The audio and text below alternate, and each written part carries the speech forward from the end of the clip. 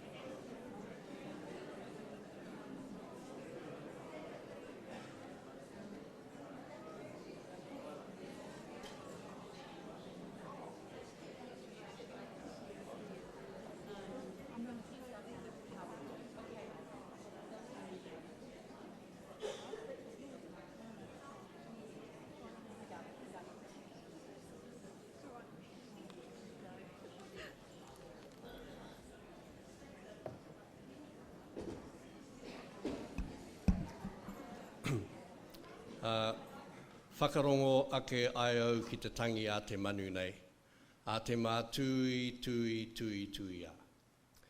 Tui a i runga, tui a i raro. Tui a i waho, tui a i roto. Tui a i te here tangata.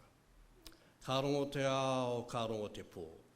Tui a i te moka tangata, i take a mai Hawaii ki nui, Hawaii ki roa, Hawaii ki pāmamao, te hono ki wairua ki te whae ao ki te ao marama, ti he mauri ora.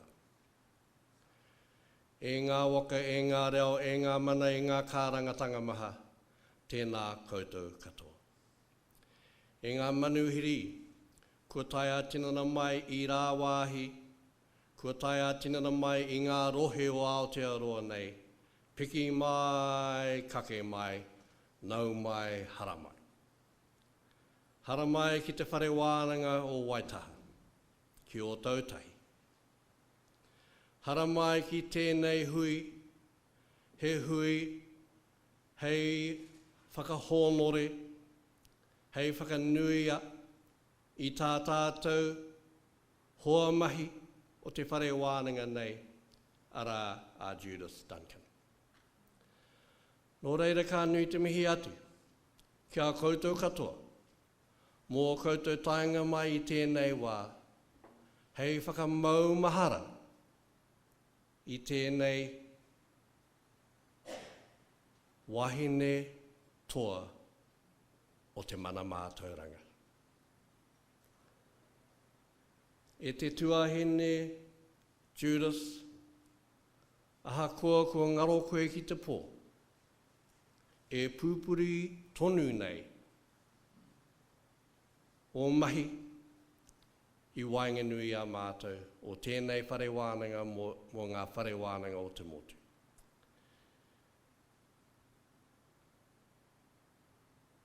He ngā waka e ngā reo. Ko tēnei he tū whakahonori ki te mihi atu ki a koutou. Ki te putaake ana hoki te mihi ki tēnei poroporo aki ki tēnei mihi whakahonori ki tā tātou hoa mahi o tēnei wānanga. Opening this gathering, I used one of the most prestigious tauparapara that there is for an occasion like this that comes out of Te Ao Māori. Whakarongo ake ai au ki te tangi a te manu nei. Listen to the bird. Watch humankind. Take notice of the contributions that people make. And many other things are intertwined in that tauparapara.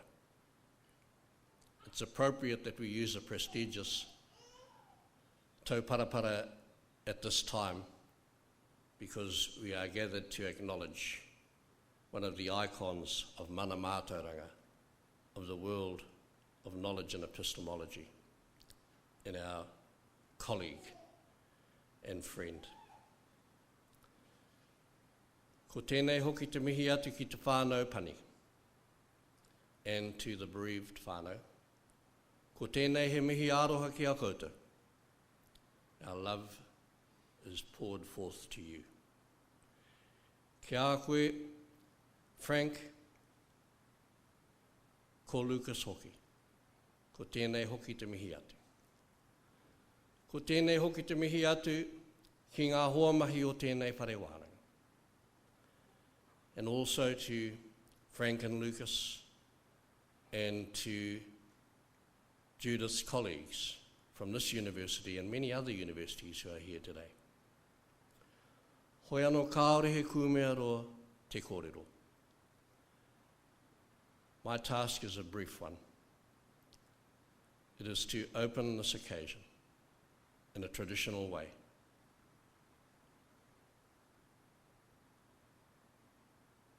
We are here with ka nui te taumaha. There's a lot of heavy hearts. Hoi anō, ka nui hoki,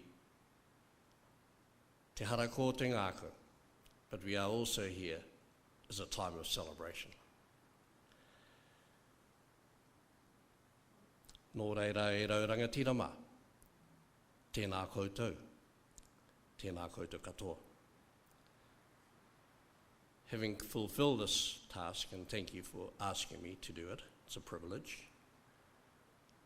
We will now sing our first waiata. I'm going to ask people to stay seated. And it is Ka Waiata Kia Maria. The words are going to be up there.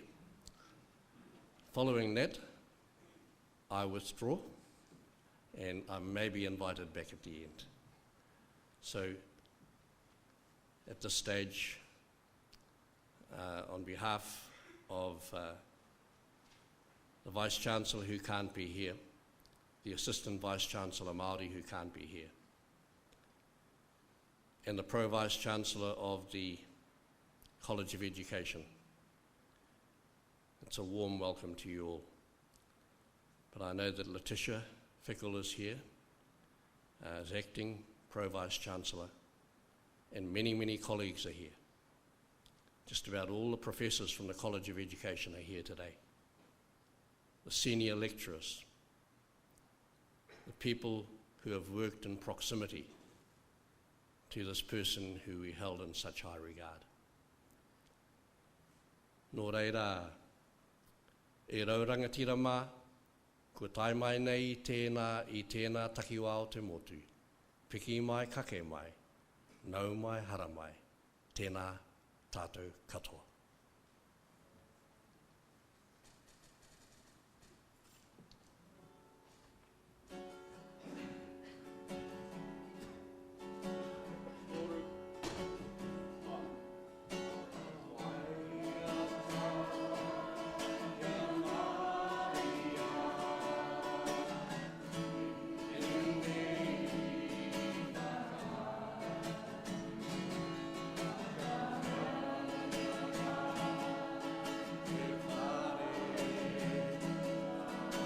Join us in this waiata.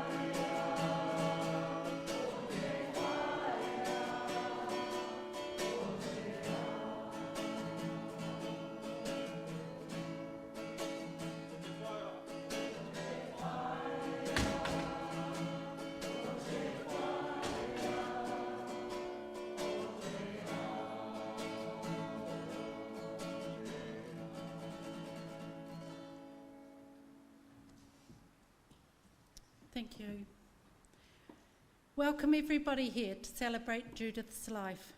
Professor Judith Maree Duncan. I am Chrissy Christensen, Judith's cousin. We're here today because Judith has deeply impacted our lives. Frank, Lucas, Bev, Pam, family, friends and colleagues, may I extend sympathy and love. Thank you for coming.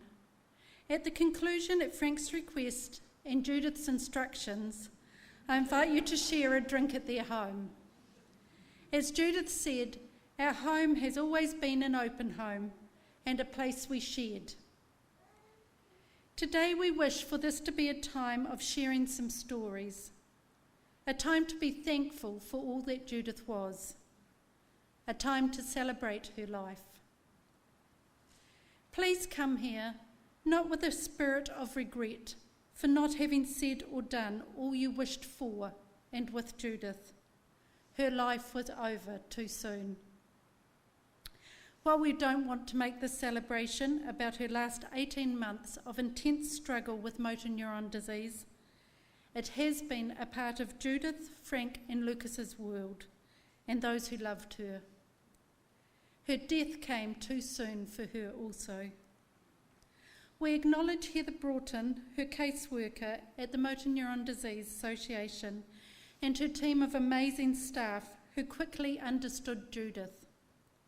Her ambition, Judith's drive, her tenacious spirit, her need to be heard on all decisions made. Today, a donation box is available in the foyer as motor neuron disease need money for research, and we know Judith's passion for research. If you haven't come prepared today, I encourage you to get the Motor Neuron Disease Association Christchurch box number and donate in memory of Judith's incredibly stoic and passionate and positive way she lived her last months. Personally, I would like to list some of Judith's attributes and qualities that I saw in her. Some may resonate with you. Judith was passionate.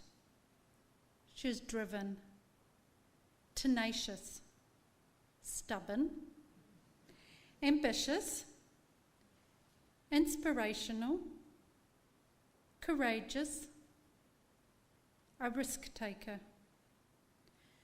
Judith was enthusiastic, loyal, funny, very humorous, and very generous. She was a gift giver. She was a social voice and was politically aware. Judith was strong, honest, a goal setter. She was caring and kind and thoughtful. She was appreciative, loving, challenging, determined, an educator, a researcher. She was moral, spiritual, a passionate reader, a nature lover. Amongst many other things, Judith was a people person. This list is not finite. She was more. We can never capture the life of a person. We can only bring glimpses and moments which remind us of the life that they lived with us. At her palfrey, when she took up her role as Associate Professor to the University of Canterbury, Judith was spoken about as a kauri tree. Like a tree, standing tall and proud. Someone who goes out on a limb. Someone who remembers her roots. Someone being content with their natural beauty. Someone who enjoyed the view. Today, a few friends, family and colleagues are going to help us share part of her story, and I invite Frank to come forward to begin.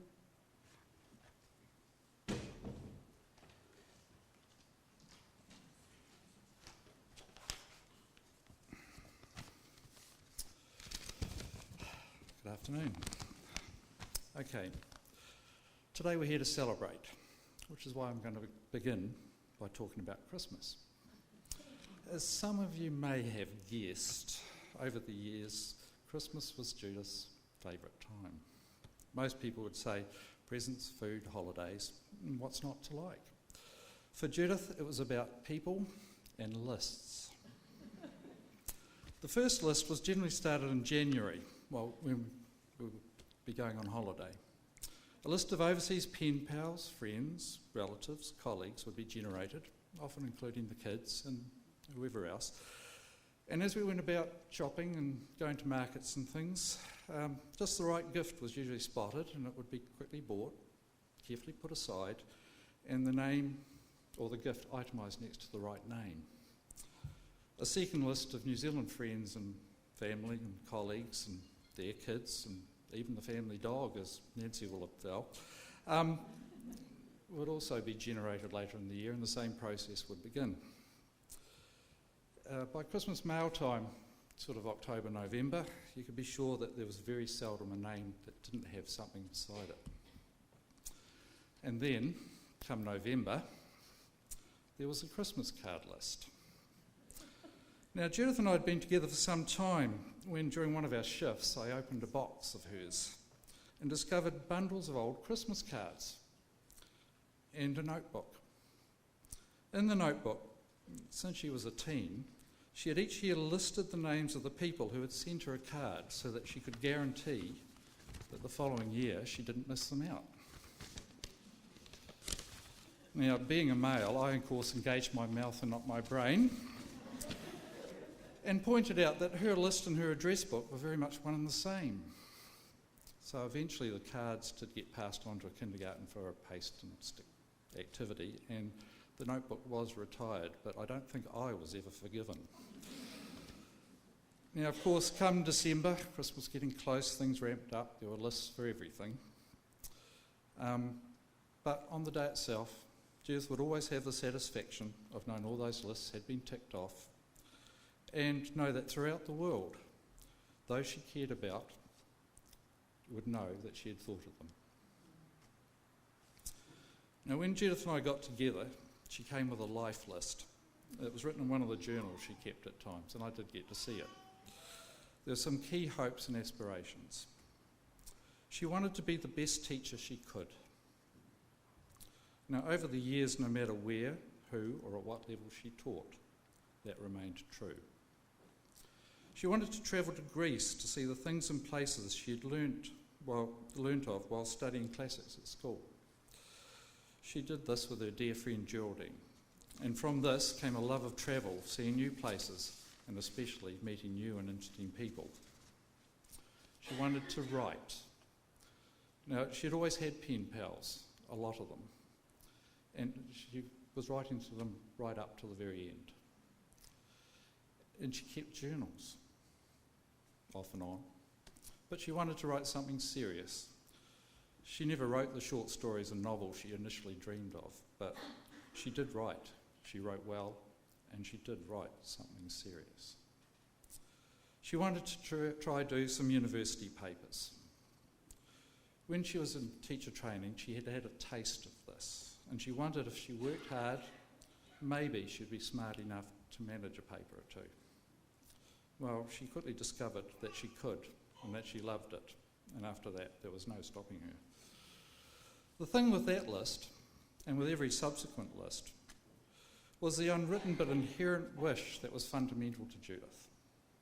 She wanted to make a positive difference to people's lives.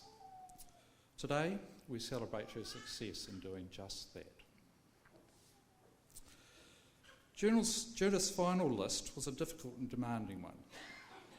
It was one achieved and completed not just because of her incredible drive and determination, but because of the friends, family, colleagues, and the wonderful carers and health professionals who stepped up and with love and open-hearted generosity made a positive difference for Judith.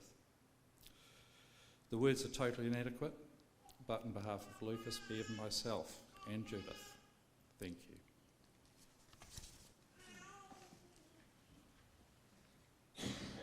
Thank you, Frank. Jenny.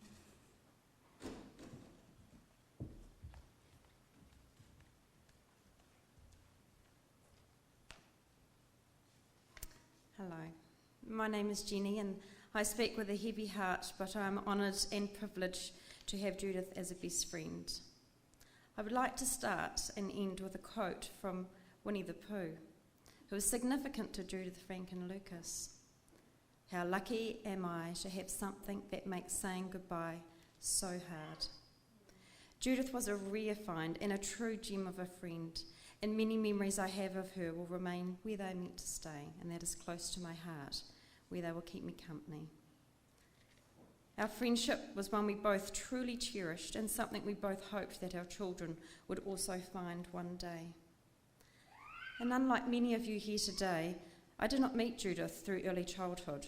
We met 16 years ago in Dunedin as neighbours on Manapuri Street in Dunedin. This was the start of a great friendship, and little did I know my neighbour would become such a great friend, but eventually become like family.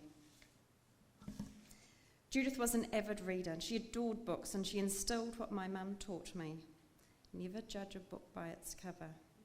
When I first met Judith, I wondered what I might have in common with this vivacious lady who was 11 years older than me, with a new baby, and was a PhD student. However, once we started talking, we just clicked. We soon found we had many things in common, and I discovered there were many layers to Judith. We also had enough differences to complement each other, which always made for great conversations and lots of laughter. What a great sense of humour Judith had, so witty and quirky. For the 6 years we lived in Dunedin, I always remember the wonderful hospitality and the many cups of tea, sitting in Judith and Frank's lounge, looking over the harbour, sipping cups of tea, chatting and being entertained by Lucas as he grew and developed through each milestone. It was always an open door policy, and many of you will remember the tinkering bell that sounded as you entered the kitchen at Manapuri Street. I would finish work in the evening, and if the light was on, I was told I was always welcome to pop in for a cuppa and a chat. Judith could see my study light on of an evening from her place, and often I would get a phone call asking, "We've got dinner, have you planned your dinner? Would you like to pop over for dinner and dessert?" Especially if it was pumpkin pie. My career path at university diverted slightly after a subtle suggestion from Judith. When I wasn't sure I'd made the right degree choice, she steered me towards education and teaching. Judith had a knack of seeing the potential in others and giving a supportive nudge towards their true calling that would utilise one's strengths, and I can't thank her enough for that. I saw so much of Dunedin, many thanks to Judith and Frank taking me out on their many excursions in the weekend, while I enjoyed chatting with Lucas in the back seat. If there was a cafe that served Devonshire teas, Judith knew about it, and the car would stop. When Lucas was 2 years old, Judith had a back operation. I used to go over in the morning and get Lucas up and changed and take him to Elmroe childcare for the morning before I went to uni while Frank was at work. And for many weeks, Judith found life difficult with her back pain, but it did not stop her from working towards completing her PhD. That was the first time I saw and admired her will and determination. When she set her mind on something, there was no stopping her. After 6 years, it was time to move back home to Palmerston North. How we missed Judith, Frank and Lucas, but with a research project in Whanganui, Judith would often stay the weekend with us, and I looked forward to our long chats in the evenings once the kids were in bed. Out came the dairy milk chocolate and a movie to relax, followed by more chocolate. We would often squeeze in some retail therapy, how we loved to shop for a bargain. We were never limited to shopping for clothes, CDs, DVDs, fossicking and second-hand bookshops was a favourite, and antique stores. We even visited some open homes just for fun. After Judith stayed, I always felt rejuvenated, and her zest for life was contagious. Her company was always a great tonic. Our children adored Judith, and not just because she always came with an extra suitcase of goodies that once were Lucas's beloved toys and books he had outgrown. She was always interested in them, and not surprisingly, she was so engaged with them and them with her. Our 8-year-old daughter remembers Judith as always being happy, kind, fun, and gave great hugs. One of the greatest gifts we shared was Christmas. As Frank's spoken about, it was one of the year's highlights for Judith and I. When it came to Christmas, Judith was a kid at heart, and it started in November, if not before. Playing Christmas music, oohing and ahhing at Christmas decorations, and embracing all things Christmas, from the spiritual aspects to the sparkling tinsel on the tree. It was all magic, and never a competition, as she always beat me to putting up the lights in November. And her Christmas cards, well, hers always arrived first. How did she do it with her busy life? I often wondered. Little elves helping, perhaps? More like great time management. When I visited Judith last year before Christmas, we all went to Christmas in the park. Judith was rugged up and determined to go. Nothing was going to stop her, not even the predicted weather forecast. It was a very special evening, and one I will never forget. I had a lot of trust and a strong respect for Judith that ran deep and never faltered.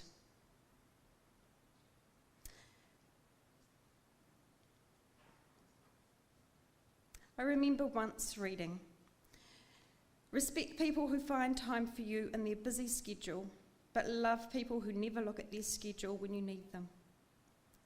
As Judith's academic career progressed, she still managed her time to catch up on a regular basis. She was never boastful about her career, but had a sense of fulfilment when she knew early childcare education, families and young children would benefit from her research, and all her hard work over many years was finally coming to fruition. She always had time to talk, and an hour on the phone just seemed to fly by. How I enjoyed picking up the phone and hearing her cheery, "Hello, how are you?" Receiving a call in the mail, email or text from her. Judith would often send something she thought the the kids or I might like or be interested in, and it was always showed us how much she cared.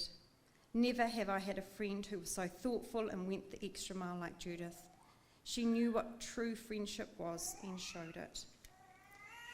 From all her many achievements I have admired her for over the years, I have admired her most as a mother to Lucas. Her unconditional love, dedication and commitment to Lucas, and everything he did was special. Her eyes always lit up every time she spoke of Lucas or he walked in the room. Her boys, as she liked to call them, Frank and Lucas, along with Judith, were a tight-knit family trio who enjoyed each other's company and always supported each other no matter what, and made a wonderful team. Judith was such a wonderful support to me and my family throughout the years I've known her, always giving great advice and support when I needed it. I could almost hear her talking over my shoulder and editing this as I typed, and hear her chuckle as I remembered the fun times we had, many of which you had to be there in the moment. Something Judith did very well. She lived in the moment, she embraced life, and when life threw her lemons, she made lemonade with gusto. For me, the diagnosis of motor neuron disease did not define Judith. It was how she bravely tackled each stage with positive determination and continued to enjoy and look for positives in each day, no matter how hard it got. Judith and I would message regularly, and her sense of humour still remained. Judith was a woman of substance, and her depth of character and strength showed me how to make the most of each day we have count. Through it all, when Judith could no longer speak, the sparkle in her eyes taught me how to look for the good in every situation, however small it may be. It reminded me, as I finish, of Christopher Robin, who looked long and hard at Pooh's face. "Are you learning me by heart?" asked Pooh. "No," he answered. "I know you by heart. You are inside my heart." Dearest Judith, if there ever comes a day where we can't be together, keep me in your heart. I'll stay there forever.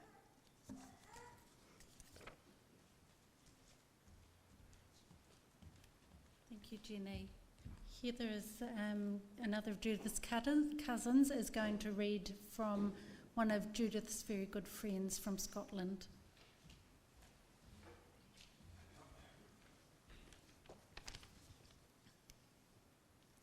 This is from Geraldine. Judith and I met in 1990 when I spent a year on a teaching exchange in St Clair's School, Dunedin. Sharing a similar warped sense of humour, we soon became firm friends. The following year, Judith spent Christmas with my family in Scotland before we set off for a little winter sunshine in Athens. Well, the sun did shine, but it was unseasonably cold and our hotel did not believe in heating, resulting in us both wearing every stitch of clothing we possessed in bed at night. However, we had a great time and the warmth of our friendship kept the cold at bay. Despite the distance, our friendship strengthened over the 25-year period we knew each other. Although on opposite sides of the world, we were able to share each other's highs and lows. At first, through phone calls, letters and postcards, and we all know how much Judith loved receiving postcards. I was under strict instructions to send one every time I ventured into foreign parts. Advancing technology made it easier with email and Skype, and latterly, Judith dragged me into the 21st century by insisting I installed WhatsApp when I eventually upgraded to a smartphone. This turned out to be a real blessing during Judith's illness, especially when she could no longer type. We still managed to chat most days and send photos and videos of our latest exploits. Judith will be greatly missed by all who knew her, but especially by Frank and Lucas. Lucas, your mum was so proud of her gorgeous little boy who is turning into a handsome young man. Her biggest regret was not being able to see you grow into an adult. But I know you'll continue to make her proud. Frank, you've been a tower of strength to Judith, helping and supporting her through her final months. She frequently told me that she didn't know how she would have coped without you. And so, Judith, my friend, although I must now say goodbye, you will remain forever in my heart. Geraldine.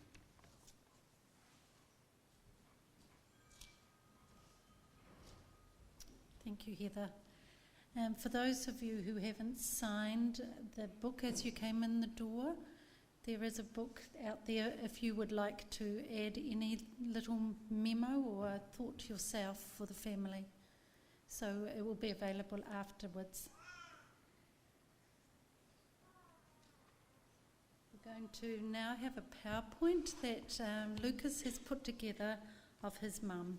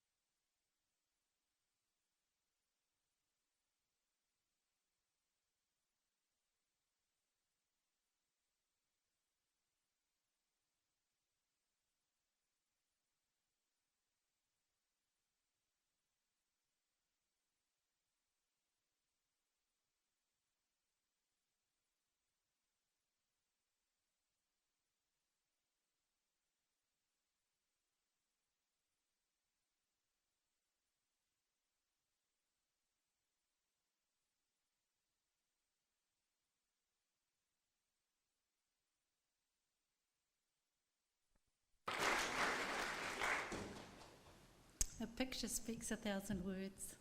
Thank you, Lucas. We're going to invite some of the people who've been colleagues and worked with Judith over the years to share a few words.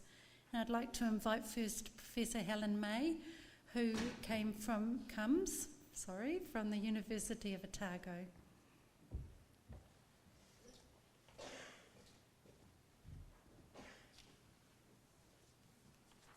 Yes, might I add that we were always one of the families, Judith's card always arrived first at our place too, and we knew it was a sign to think about the cards to go back. And coming from Dunedin, some of you up here may not realise, but if you drove around Manapuri Street, it was a sight to behold at Christmas time, because on the roof of the house was all sorts of extraordinary things, and each year there was something new up there as well, but none of us could compete.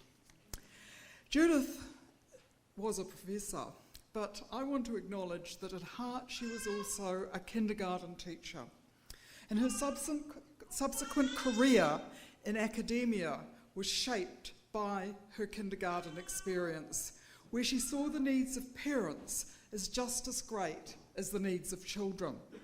Advocacy for children and families was at the heart of being a kindergartner, and Judith fully enacted the spirit of a Froebelian kindergartner that became the hallmark of her teaching, her writing and her research. Now, these were challenging political times for kindergartens. During the 1990s, Judith was very involved with the KTA, Kindergarten Teachers Association, and SECUA, the Combined Early Childhood Union of Aotearoa, representing Otago region in negotiations. She orchestrated activism against kindergarten employers as they grappled with the realities of bulk funding which was imposed on kindergartens. There was, for example, in Dunedin region, Black Monday, in which everything possible at Judith's dictates was black. So there was only black paint, there was black paper, black water, black clothing, and I could imagine the children were only allowed to eat raisins. I can't think what else black they would have had. Such activities were not, this was on the front page of the Otago Daily Times too, Judith's exploits in organising this. Such activities were not the wisest career move for a future professor. It would not have been predicted. And in fact, it caused the end of her kindergarten teaching career. So Judith took her kindergarten career to the University of Otago. And it's there where I met Judith. She was working on her doctoral degree, analysing these very difficult times for kindergartens. Now, colleagues nowadays could well describe Judith in the words of Miles Franklin's famous book, My Brilliant Career. But this was a very unlikely scenario for Judith, for whom it was always in the realm of extraordinary.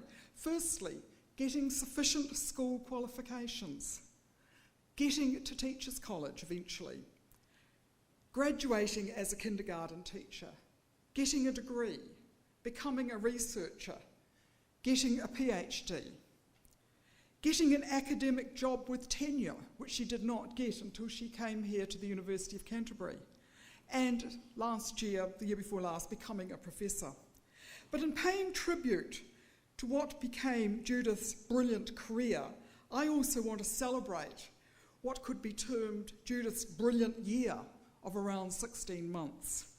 It began when Judith was diagnosed with motor neurone disease, which in the byline of her email to me, and possibly others, she termed terrible news. It must have been terrible to write, it was terrible to read, and of course it did become a long and very difficult year for Judith and her family. But it was also, I would like to say, her most brilliant year. The crowning year of her academic career. So coinciding with this terrible news, she was promoted to professor. She was selected as the Early Childhood Education panel member for the Prime Minister's Teaching Excellence Awards. So thus, in late 2013, Judith began I can do this, I will do this approach to her illness and increasing disability. And this spanned many fields, renegotiating her work arrangements at the university to make the best use of the present time she had. And that was, it's quite challenging to do that. Presenting an inaugural address in new ways that we will never forget. Publications of books, and I'm saying books, and streams of journal articles. Completing projects, handing over projects. Seeing the production of early childhood education resources based on her breastfeeding research. Pushing her postgraduate students to get a move on and overseeing their work. Dispersing her library of books, what a gift. Sorting her life's collections of papers. A trailer load of kindergarten archives was driven by Frank and Judith to my house in Dunedin, as there were gigabytes of digital archives now on my computer. And there's more in the pipeline, books, papers and reports. So this is not goodbye Judith. There are stories yet to unfold. While Judith still had speech, we taped her story of her life and education. For many years too, Judith had been collecting archives and interviews for a book on the kindergarten in Aotearoa, New Zealand, exploring the social, political and cultural context of kindergarten as an institution. There will still be a book on kindergarten, but it will now be authored by Duncan and May. I'm currently completing Judith's archival searches, supported by a grant from the University of Otago, which funded Judith's original research project. So as I near the end of my academic career, I'm very grateful to Judith for sharing this project and giving me new impetus to think in new ways. She even prepared me a reading list, which I found the other day. And on the bottom of it said, when you finish this, let me know and I'll send you some more. And I haven't even read it yet, but the names on it were Deleuze, Derrida, Taguchi. I am of a different generation, but I will do my homework in time. Judith's large kindergarten archive will eventually go into the Hocken collections of the University of Otago, adding to their significant early childhood education holdings. 100 years from now, scholars will find the Judith Duncan papers and will realise, wow, what an interesting person, in interesting times, and what a lot she achieved. The amazing work of too many kindergartners of past years has sadly been lost or forgotten, but not this time. So if anyone has any material that should be part of this collection, please give it to me or give it to Frank. Finally, I want to say that Judith's brilliant year was also made possible by the support of Frank, Lucas, Mrs. Duncan. It's been your brilliant year too. As well as support from the University of Canterbury, health professionals, carers, students, colleagues and friends. Thank you everyone. Now I have with me too two small tributes from two people who would very much like to be here. Mentors of Judith, friends of Judith, colleagues. And one is Dr. Anne Mead, and the other one is Dr. Anne Smith, and I will read those to you. This is from Anne Mead. On my last visit to see Judith in February this year, she reminded me of her KTA involvement. I think that was when I met Judith. However, we didn't converse together until her time at the Children's Issues Centre. Like the majority of professors of early childhood education in Aotearoa, Judith has been an early childhood teacher before she was drawn into research. That combination of practice knowledge and theoretical knowledge was particularly helpful in conceptualising her research, and it meant that her publications and resources were engaging and useful as well as scholarly. In the last decade, Judith and I worked together in connection with two projects, the Centre of Innovation project with the Citizens Preschool and Nursery in Dunedin, and the TLRI project with the Central Baptist Kindergarten and Early Learning Centre in Whanganui. I use the word with advisedly because Judith exemplified the partnership principle that is the hallmark of both of these research programs. She did this by honouring the professionalism of those who worked every day with young children and their families through her respect for their practice knowledge and intellectual insights. Furthermore, Judith honoured parents, by asking searching questions of teachers about the way they work with parents, and by collaborating with parents as researchers. Judith was a staunch advocate for the best interests of children and her families. Her inaugural professorial lecture, which is full of challenges, was published the week that she passed on, one of the many bittersweet happenings in the last months of Judith's life. Judith was a special friend as well as a valued colleague. I miss her intellect, her sweet nature and her smile. I deeply regret that I am in a remote part of the country without my own transport this week and cannot join with you in celebrating the life of a significant champion of quality early childhood education. I extend my heartfelt sympathy to Judith's family and friends, Harera, Ehoa and Mead. And this is a brief statement sent to me from Anne Smith that's just arrived, and I would like to share it. It is with sadness that I write about my former colleague and friend, Judith Duncan. Judith and I shared an interest in early childhood education since she was a BA student in Stage 3 education and I was a new lecturer. I think in the late 70s. She was a very special person who made a mark wherever she went. She was passionate about her work and her enthusiasm was infectious. Many of her students have come to be excited about research and its implications, making the world a better place for young children and their families through their contact with Judith. Only a few weeks ago, one of our Children's Issues Centre graduates, who went on to become a family court judge, wrote to me of the influence that Judith had had on his thinking, and that consequently he would always consider the importance of the children's voice.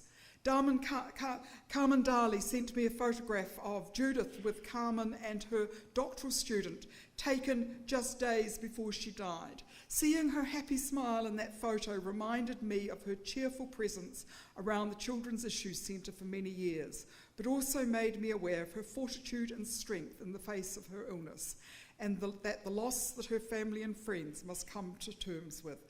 I will always remember Judith with great affection and respect for the lasting contribution that she has made to early childhood education in Aotearoa, New Zealand. Thank you.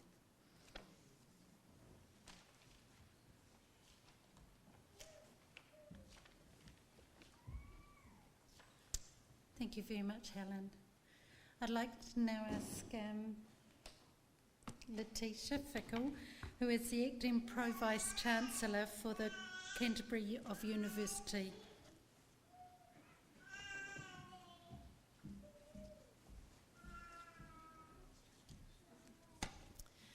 Kia ora whānau. Today as a college, we gather with you, Judith's family and friends, to honor and remember our wise colleague and friend, Professor Judith Duncan. As you have shared today, we too knew of Judith as a loving and well-loved wife, mother, daughter, cousin, and friend. And we've also had the further joy of knowing Judith as a passionate, keenly focused, and astute academic colleague. Seems each of us have had the best of Judith, and her passing is a profound loss to us all. For more than 6 years, Judith was a highly valued colleague in our college, having joined us in 2008 as an associate professor in the School of Maree Social and Cultural Studies. It was in my role as the new head of school where I first came to meet Judith and came to know her and to love her. First, to love her as a friend whose warm heart and generous spirit welcomed in an expat from the Northern Hemisphere who was having a bit of difficulty finding her way in a summer-like and warm Christmas season. So I remember lovingly being introduced to my first Kiwi Christmas with Frank and Lucas and Judith. And from that friendship, I learned to love Judith as a colleague for her passion, her leadership, her intellectual honesty and rigor, and for her spirit of commitment and advocacy. In these ways and others, Judith embodied the ideal academic and teacher education.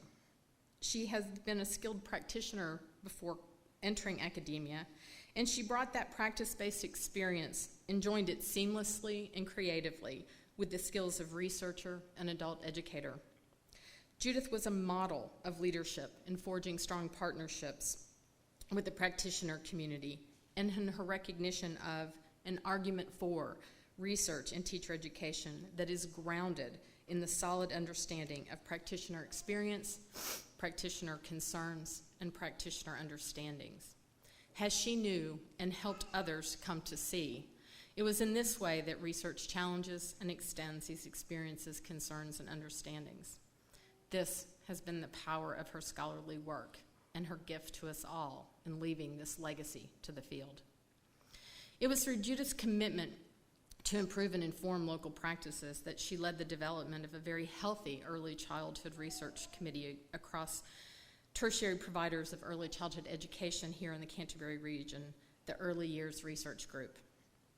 And from this collaborative effort has emerged The Gathering, an annual research seminar for early childhood educators and researchers.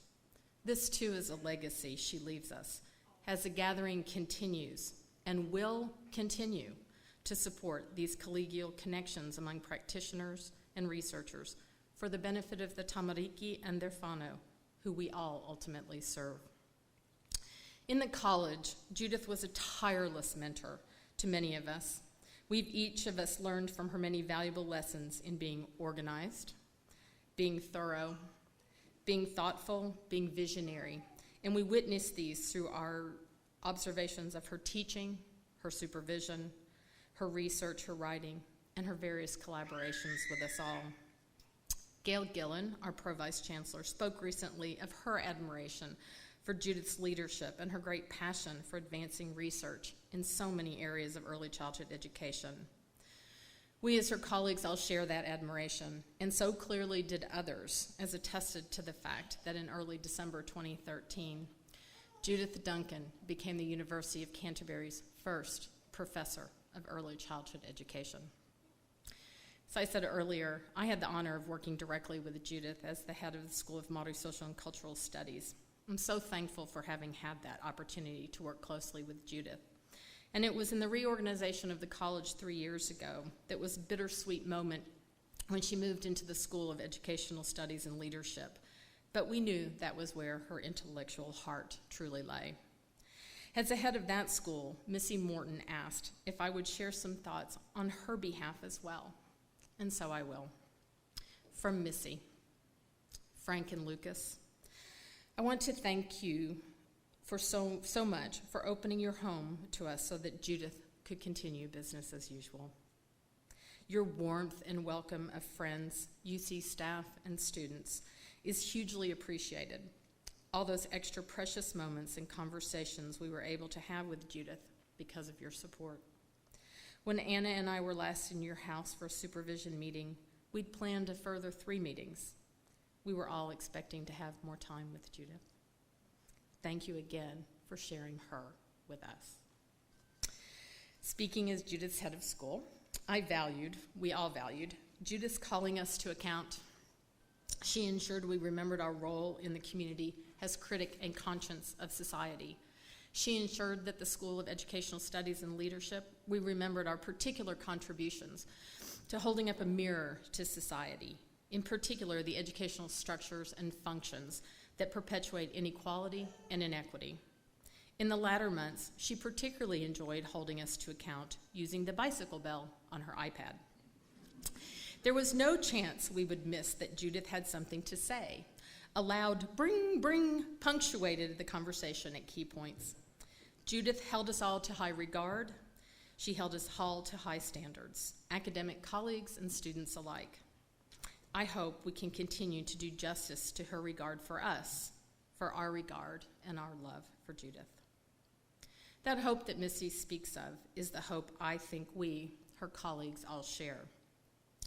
That we can continue to do justice to her work, her advocacy, her passion, her call to rigor and excellence.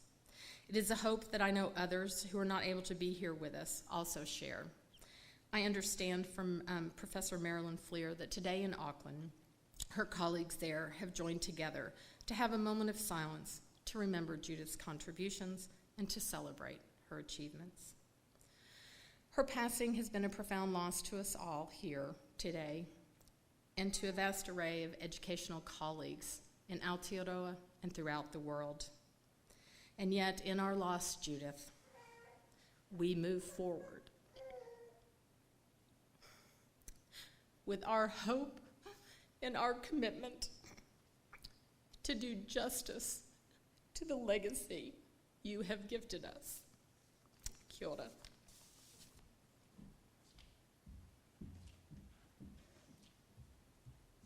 Thank you. We've just heard that Judith was known throughout the world, and I think all of you who have been here know that Judith travelled and did a lot of teaching. And it's a huge honour to family, for Atsushi and his colleagues to have travelled back from Japan. Atsushi has been over here just a few months ago, and some of the other Japanese colleagues came only 2 weeks ago and have returned for today. So, Atsushi, if you would like to come forward, please.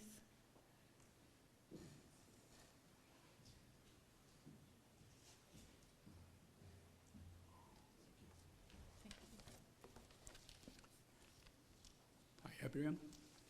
Hi, my name is Atsushi Nanakida from Japan. I first met with Judith at the Children's Issue Center in Dunedin in February 2003. At that time, I was living in New Zealand as a visiting researcher for Ministry of Health, Japan government.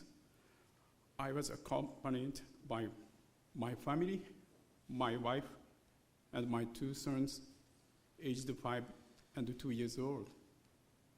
Judith always looked so busy in the center and typing so quickly on her Mac computer.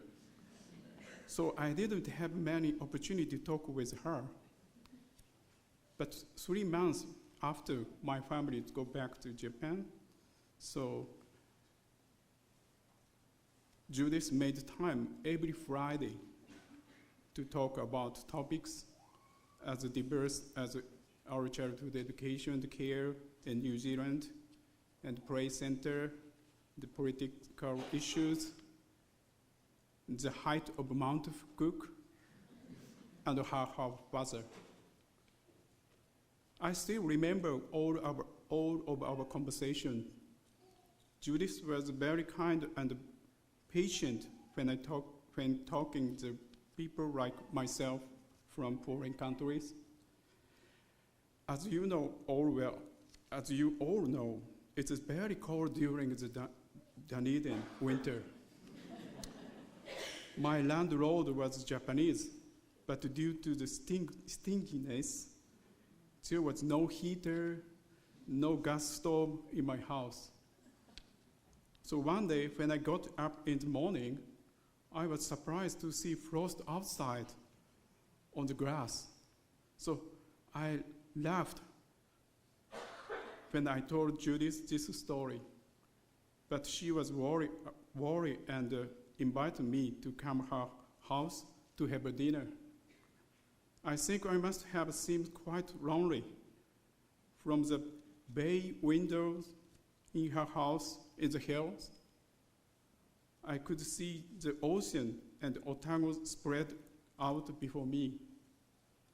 I will never forget the warmth of her house, the food that Frank prepared, and their kindness. After I returned to Japan, Judith visited me in Hiroshima in 2005, and Kobe and Kyoto in 2010, and Kobe again 2011. We promised to meet in Tokyo in 2013, and Judith was looking forward to that trip, but she never made it because of her illness. If she had come to Tokyo, I have a plan to take her to the Sky Tree, which is 234 meters high, I know Judith would have liked to have gone to the top of the tower and to have seen the surrounding. She said she would have liked to have seen the damage caused by the Great East Japan earthquakes. I know she had a similar experience here in Christchurch. So most of all, she wanted to see our childhood center reinvigorated local community.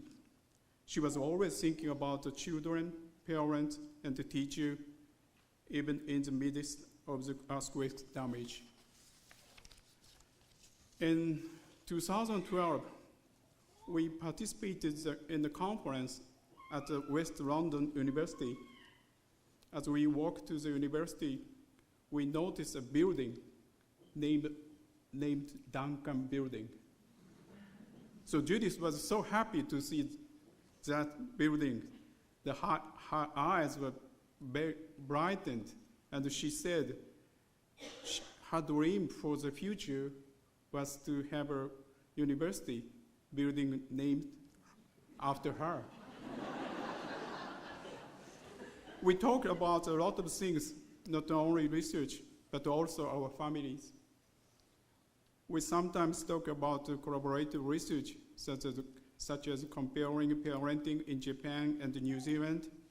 She had a lot of research idea. So my graduate student, Chie, is here, and Ayumi, and Kiichiro here, and Yuki. So they were inspired by Judith's idea. She had many Japanese friends. I know they would like to be part of this event. I'd like to thank you, Judith, on behalf of them.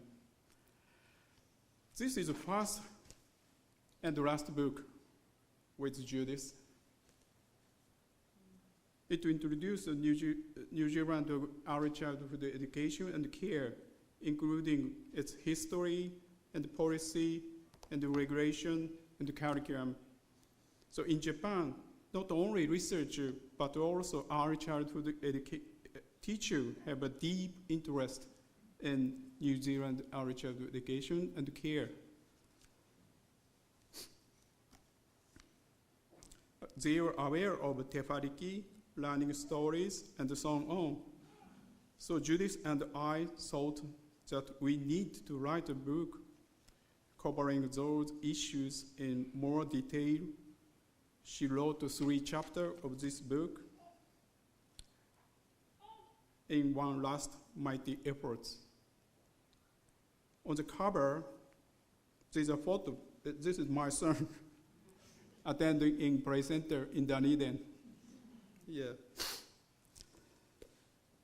We discussed the design of this book cover at the end of February.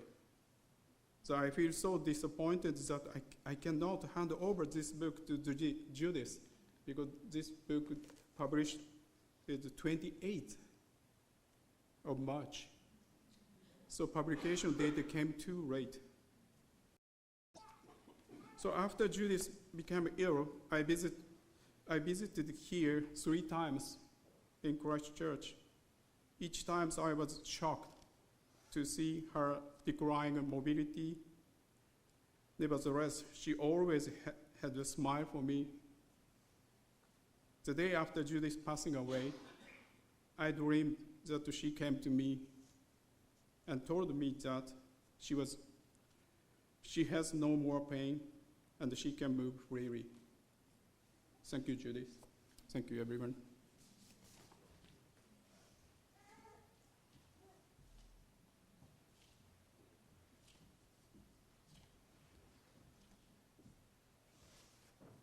Excuse me. I'm allowed to be her cousin. We've heard mention of the gathering, and Tui Summers and her colleagues are going to talk a little bit about what that meant, their time with Judith.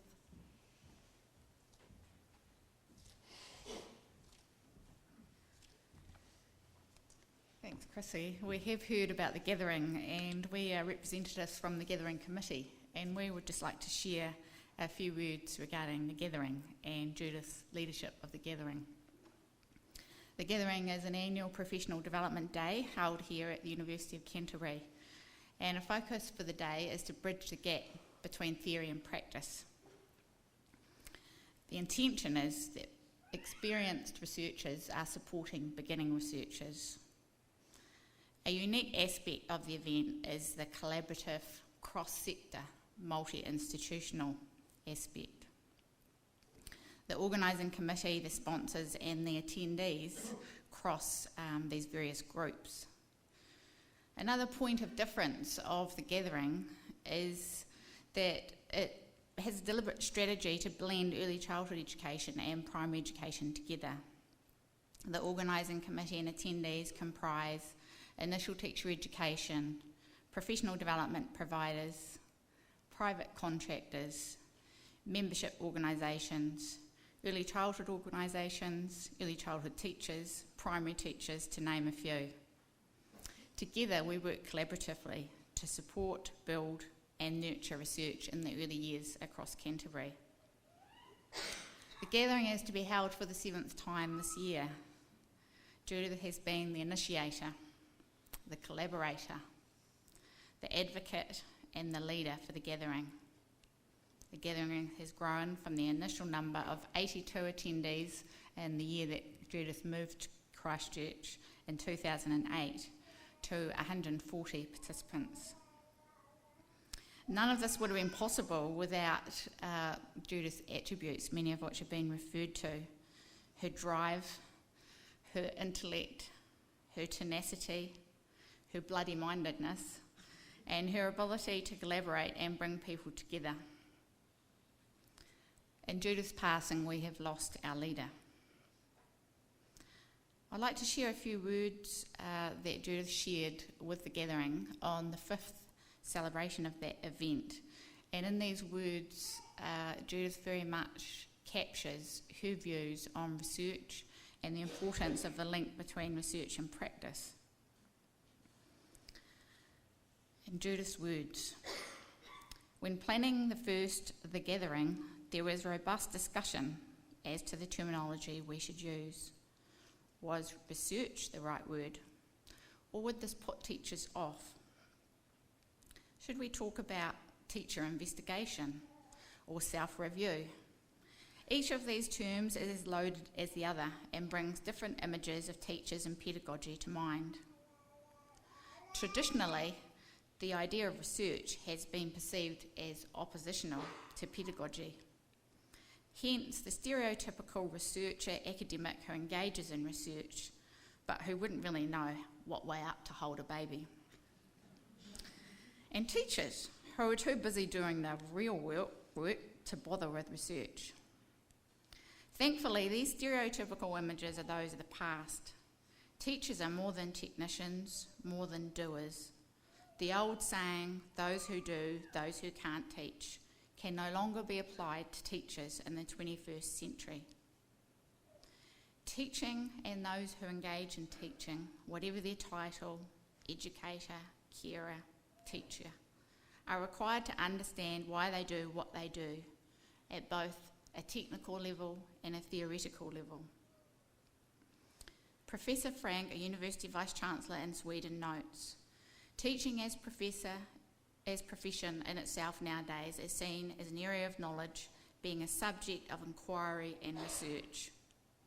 The dichotomy between head and hand is, in this respect, a thing of the past.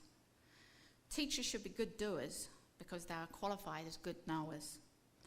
Not all teachers are expected to be scholars, but all teacher students urgently need to be trained in critical thinking and theoretical reasoning. This is the major task and responsibility of educational research today. Judith further noted our focus for the gathering each year has been for teachers to talk to teachers about investigating and researching pedagogy in ways that encourage each other to think in new and different ways and to think about research. In closing, Judith would unashamedly want us to promote the next gathering event, which is to be held here at UC on the 9th of May. If you haven't already registered, please come and see us, Raiki, Judith or myself, or another member of the committee. On a more serious note, to our dear colleague Judith, to whānau Frank, to Lucas, to wider whānau, our thoughts and aroha with you all. Like you, we will miss Judith's wisdom, her drive, her intellect, and also her bloody-mindedness. Most of all, we will miss her ability to bring us all together. So on that note, in celebration of Judith and in her ability to bring us all together, can we please join and sing the well-known waiata about bringing people together, Tu Tera Mai Ngā Iwi.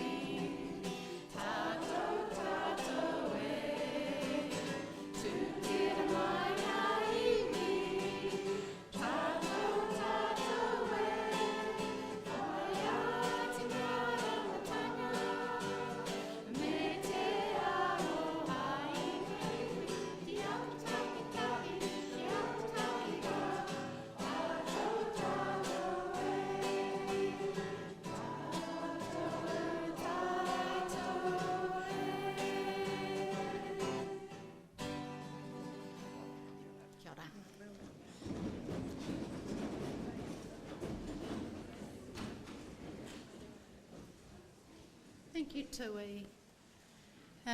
We've heard all through the afternoon about Judith's passion for research, and one of her research programs was done with in Whanganui, and Royce Jew is going to share a little bit with us.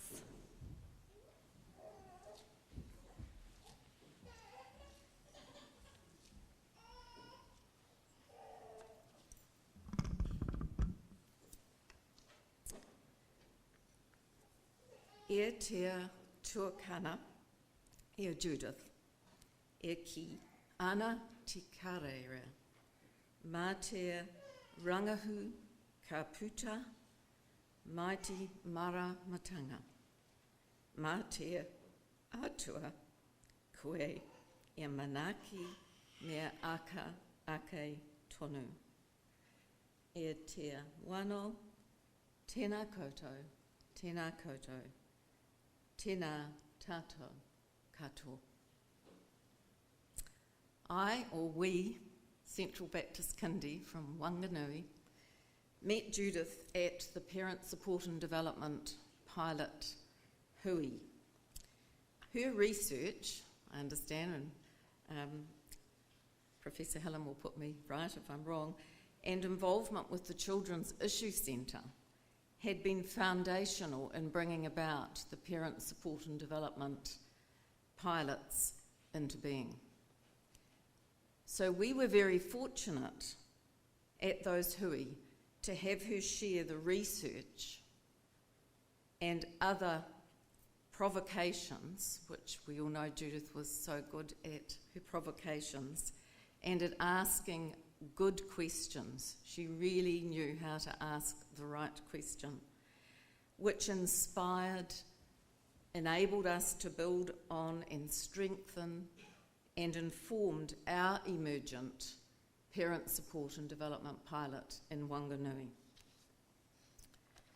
We had noticed at the hui the depth that Judith thought about things and how she was able to communicate that in pictures and words so succinctly.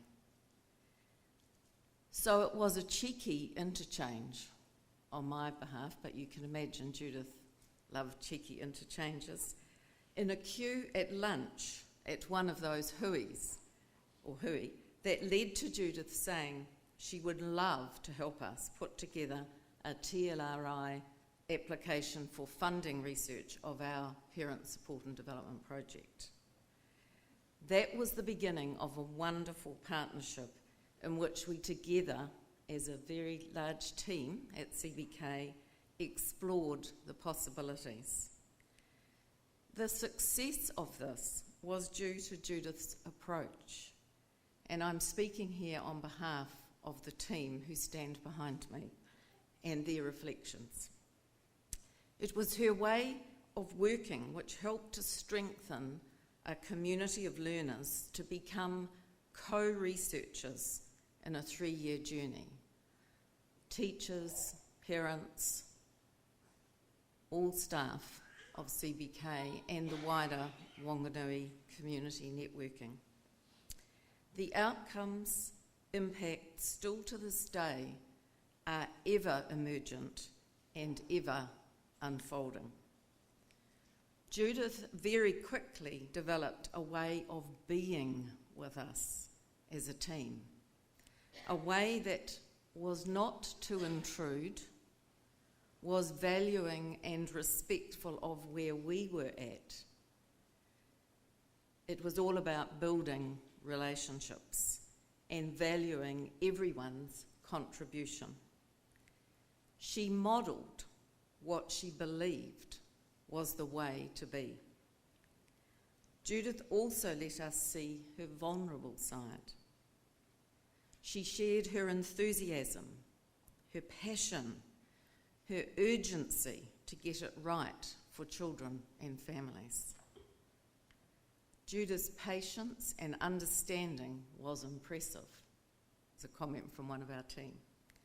As one teacher describes, she was able to turn things around and ask a question to help you think in another way. What do you mean, Sandy? So that it became my light bulb.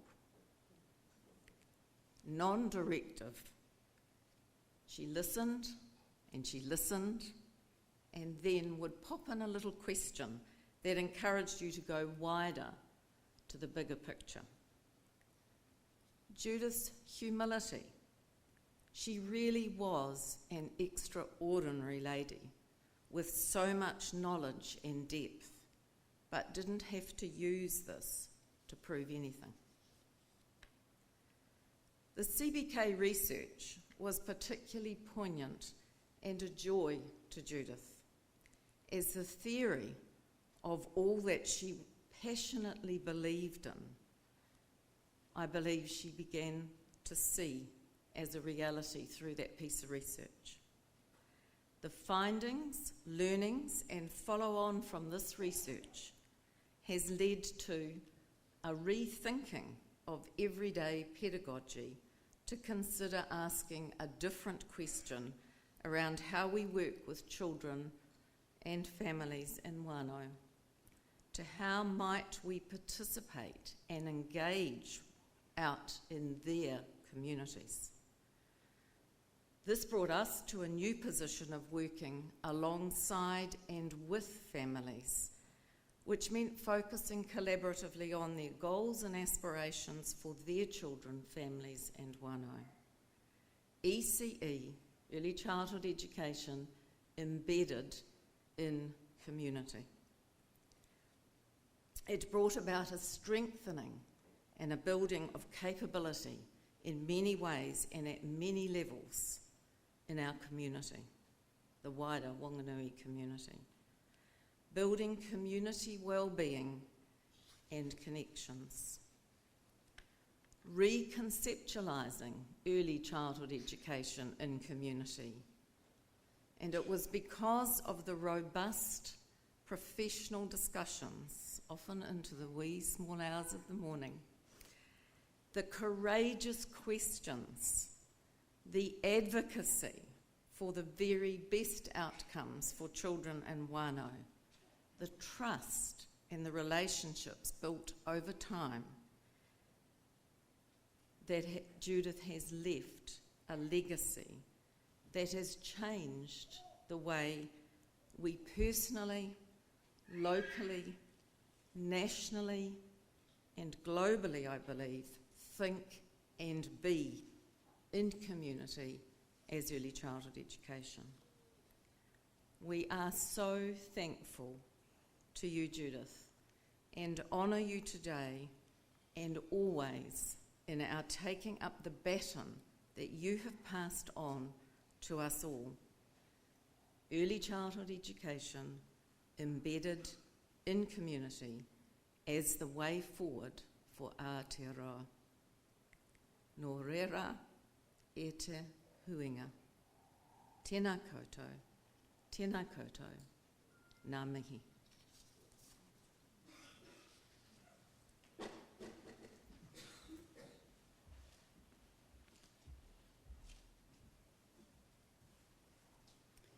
Thank you to you, Voice. Research students are, in word, Judith's passion. So Shil, who is a master's student in early childhood education, is just going to talk about how Judith has inspired her.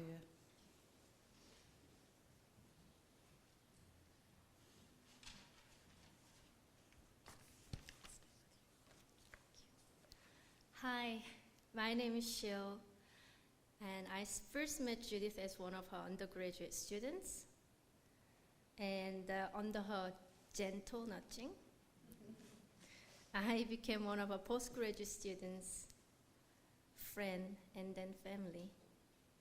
As an immigrant who has all the family members except my husband, far from here, the moment Judith said to me that you are our family from now, will always stay with me in a special place. She did not only share her knowledge and wisdom, but she opened her heart.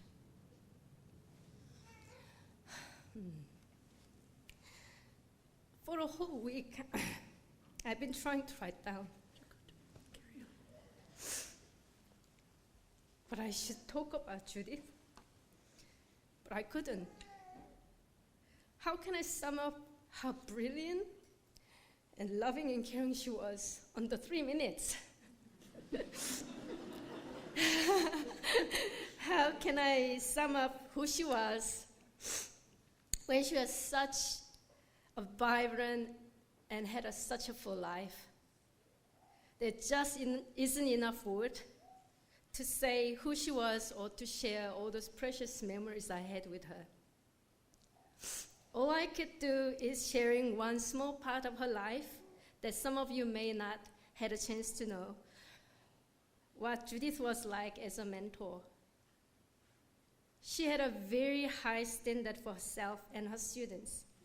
Some of you may already heard about this, but we Judith students used to say that Judith is like a lion, pushing the cubs off the cliff.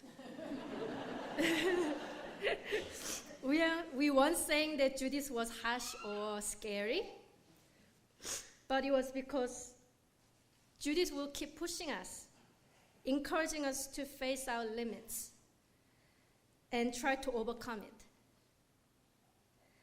As the cubs that survived the fall were strong enough to survive in the wilderness,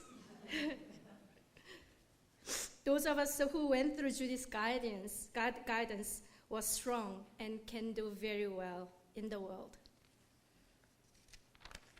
Even when we sent her our draft version 8 or 9, Judith still managed to find mistakes and hold in our arguments.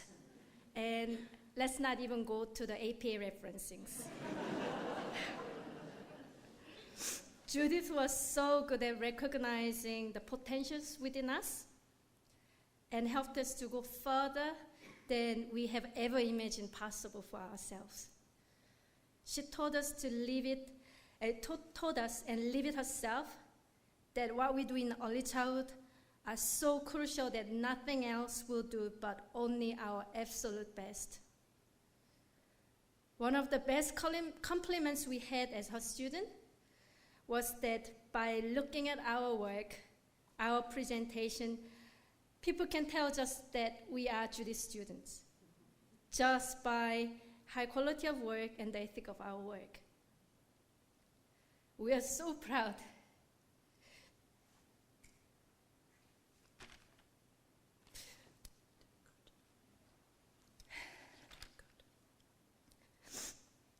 We're so proud that we carry Judith within our work and our heart. Her legacy will carry on within all those who she nurtured and inspired. In Korea, we have a saying, those who left us can only go peacefully when those who loved her let her go peacefully. So, Judith, go in peace. My friend, my mentor, my inspiration, and my family. As many of you know, Judith was very special, and whoever knew Judith, their life is never the same. So I've been hearing all this, getting these messages all around the world. Say, please share this. One of the messages from Professor Liz Jones to Lucas and Frank. Liz and Carrie are thinking of you, and Judith will never be forgotten. And there's two students. I know Marcelina, who was her PhD student, who just completed her PhD. She really wanted to be here. And of course, Yuki really wanted to be here, but she couldn't, and he couldn't. And there's Rachel and Ira who sent me messages, so I'll quickly read that. So, in memory of Judith Duncan. So this is from Rachel Berg. I first met Judith at a conference in Rotorua in 2008. At the time, I was a year into my PhD, and I realized that although my major was anthropology, my topic needed feedback from the early child community. I could never have predicted how that decision would change my life, both professionally and personally. Judith was in the audience during my presentation. In true Judith fashion, the first thing she did was to tell me that my terminology might be fine in anthropology, but it was not okay in early childhood education. Very Judith. We continue on to talk over coffee, where Judith offered to come on board as a supervisor for my PhD thesis. But Judith quickly became much more than my supervisor.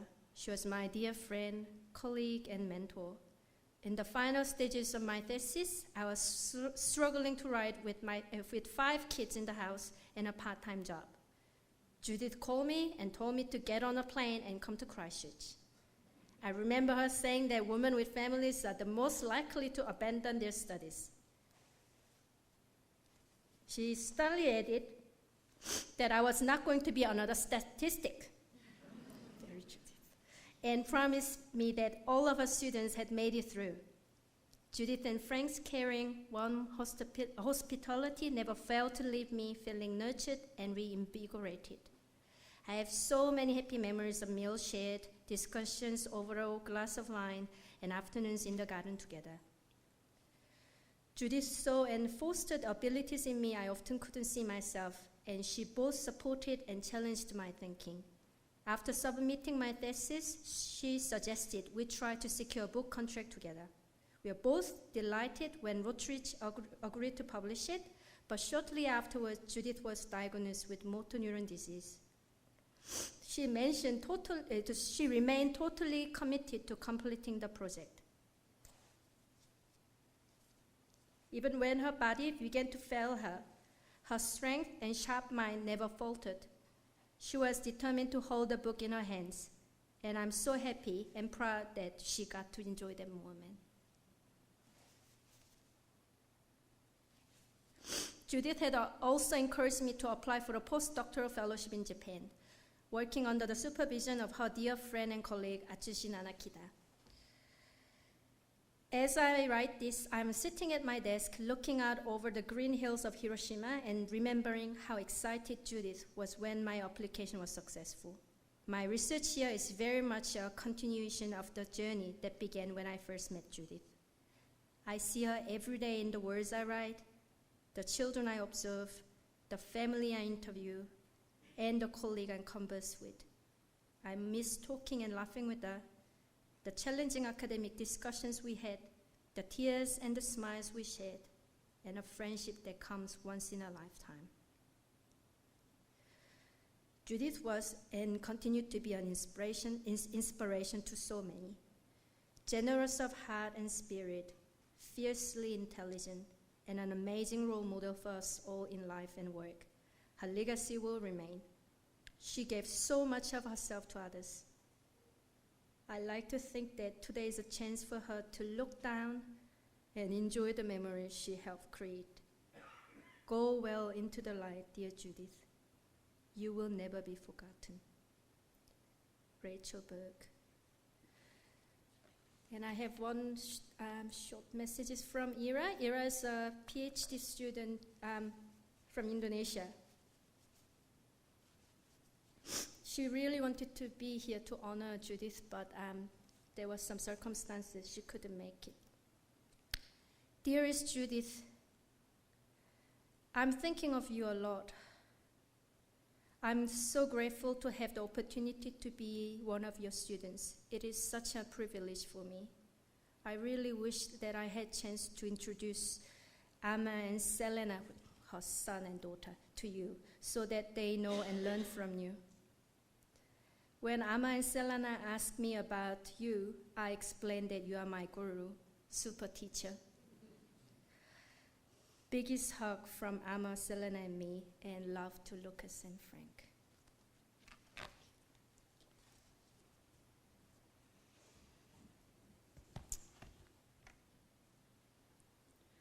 All I Really Need to Know, I Learnt in Kindergarten by Robert Fulham. Excuse me. Most of what I really need to know about how to live and what to do and how to be, I learnt in kindergarten. These are the things I learned. Share everything. Play fair. Don't hit people. Put things back where you found them and clean up your own mess. Don't take things that aren't yours. Say you're sorry when you hurt somebody. Wash your hands before you eat and flush. Warm cookies and cold milk are good for you. Live a balanced life. Learn some and think some. And draw and paint and sing and dance and play and work some every day.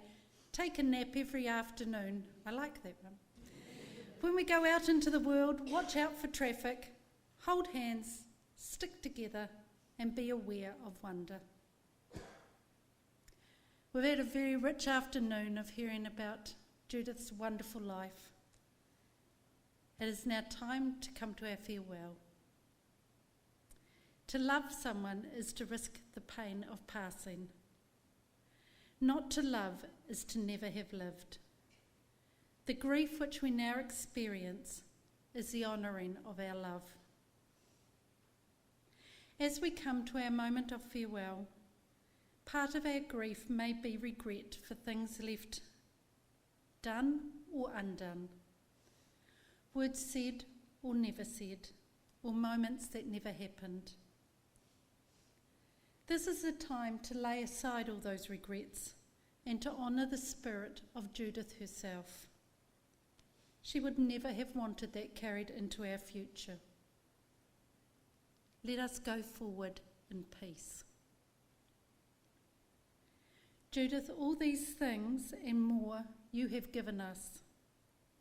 We respect your journey through life, with all of its realities. Our love goes with you as you go to the mystery that lies beyond. We're going to take a minute of silence to make your own personal farewell to Judith. This may be your time to pray to your God, to thank Judith for what she was to you.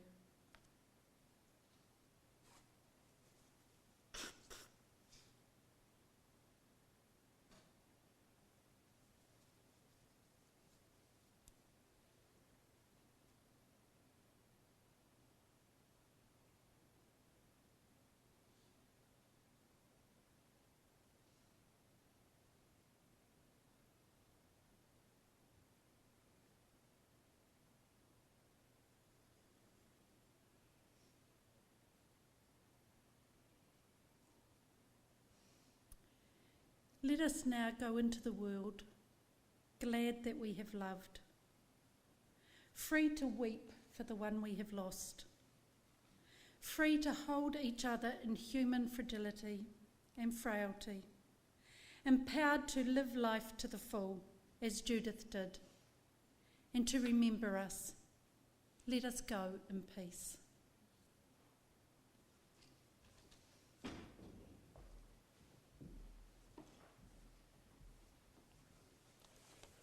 Kua tai ki toa o te otinga o ngā whakaaro o ngā kōrero e puta ake ana i te ahi nei.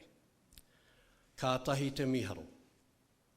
Nō reira, e raurangatira mā kua tai atinana mai i tēnei wā, kia whakahōnore ngā maumahara e pāna ki tā tātou tuahine a Judith, nei te mihi atu kia koutou. Ko tēnei he whakatauki, kia koe e te tuahine. A proverb I'm going to dedicate to Judith. It sums up the oratory that we've listened to this afternoon. Whaia te tiu kahurangi, ki te tū ohu koe me he maunga teitei. Hold fast to the highest of aspirations. And if you should falter, let it be to a lofty mountain. Me hoki a tāte whakaaro, ki tēnei hoki he whakatauki o Rose Kennedy. And from Rose Kennedy, the mother of the former President of the United States, birds sing after a storm, why can't we? Hoi anō kua tai ki te wā o te otinga o tā tātou, hui whakamaumahara i te rānei. But we have come now to the time where we say the final karakia to our friend and colleague. Nō reira, e te tuahine e Judith. Hoi atu tō waka ki te rangatiratanga o te rangi. Hoi atu tō waka ki runga i te puna o te mātauranga. Piki atu te ara ki tū o te arai. Hoki wairu atu ki a rātou, ko wehe atu i mua i a koe. Haere rā, oki oki tonu, moi mai, moi mai, moi mai. Ka paua te pautuatahi ko te ao me o nā mea katoa. Ka paua te pautuarua ko te tangata hei kaitiaki mo te ao. Ka paua te pautuatoru ko te mātauranga, te pūtahi o te tangata. Whānō, haramai te toki, haumi e, hui e, tāi ki e. Kia ora tātou katoa.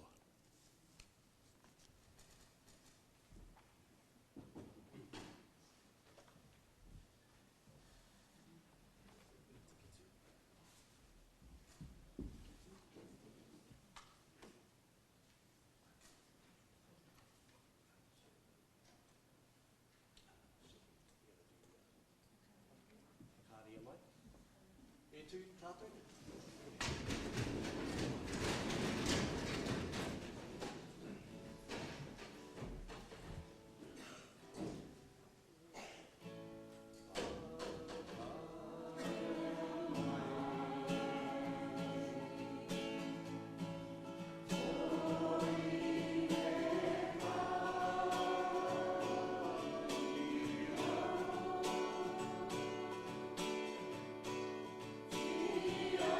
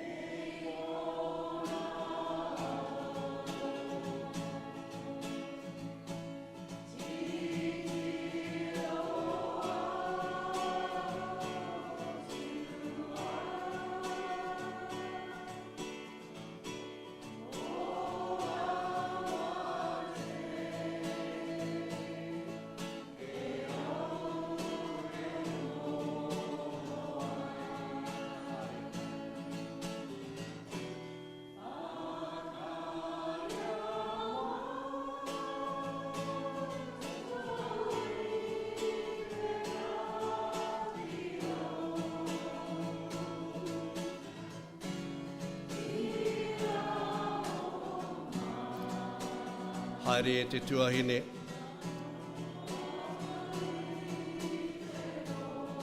Haere ki te pō nui, ki te pō riuri.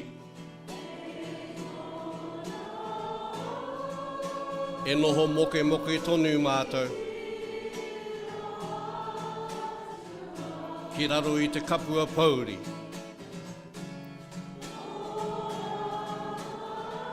Nō reira, Judith. Haere atu rā. Moi mai rā. Moi tonu. Māt. Hei au koe no.